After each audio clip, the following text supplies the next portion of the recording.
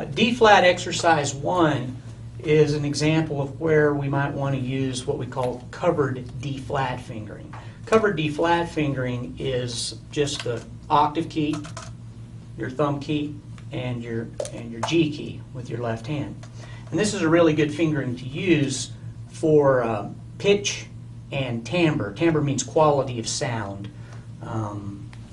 Sometimes the middle D flat or C sharp on the saxophone is a little bit of a noisy note, and usually it tends to be a little bit flat. So using the octave and G key, covered D flat fingering, eliminates those two problems, or at least gets them a lot closer to the way you want to sound. In general, you'll use the covered D flat fingering anytime a D flat or a C sharp, works on C sharp as well, is sandwiched between two other notes that have those two keys pressed. So, for example, in measure 1, we have the D flat sandwiched between an F to D flat to E flat.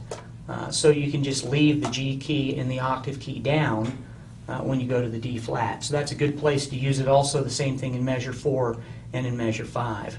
Now the pickup at the beginning, we can use our covered D flat fingering because it doesn't have a note in front of it, but the note after it, the E flat, already has those two keys down, so covered D flat's a good option. But we wouldn't want to use it in measure 6 or measure 7 or measure 8 because the notes before and after don't line up with our rule.